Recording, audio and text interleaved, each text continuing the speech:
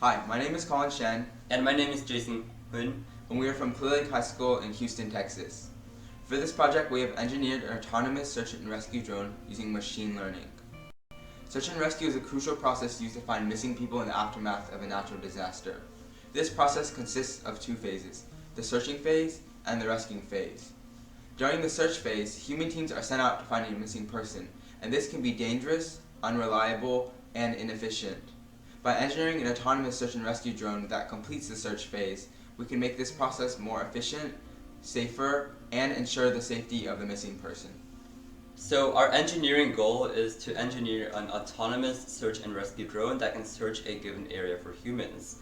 The way it'll do this is by flying over the search area and continuously taking pictures of the ground.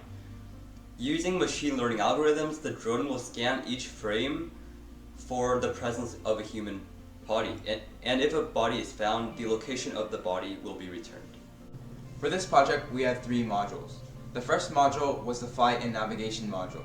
This allowed the drone to fly in a lawnmower pattern. By using iteration and repeated L shapes, the drone was able to scan the entire given search space.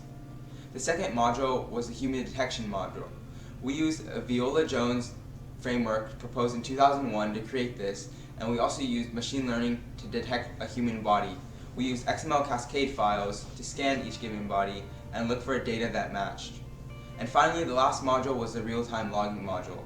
This returned the locations of the missing people and along with frames that contained images of these missing people.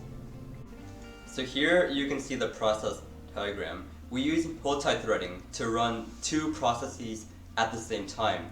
The first thread is the flight thread. This thread drives the drone through the search area in a lawnmower pattern. The second thread is the human detection thread. This continuously takes pictures of the ground, and using XML cascade files and machine learning, it scans each picture for the presence of a human body. And if a human is detected, this thread will return the location of the human. After engineering our drone, we began our testing phase. For this phase, we hid 5 to 10 people in a random search space and tasked the drone to find these people. We recorded the results in 3 test cases. For the first test case, our success rate was 80% and our average distance from the target was 3.43. We noticed a few errors such as a blind spot in the drone, and we improved this by adding extra overlap between the zones the drone flew in.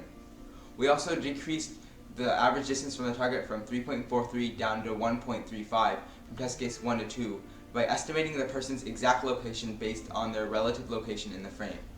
For test case 2, we also noticed that one person was completely missed by the drone because they were standing sideways, so in order to fix this, we added more XML cascade files to detect more human bodies in different positions. And finally, for test case 3, we had an 83% success rate and an average distance from the target below 2 meters.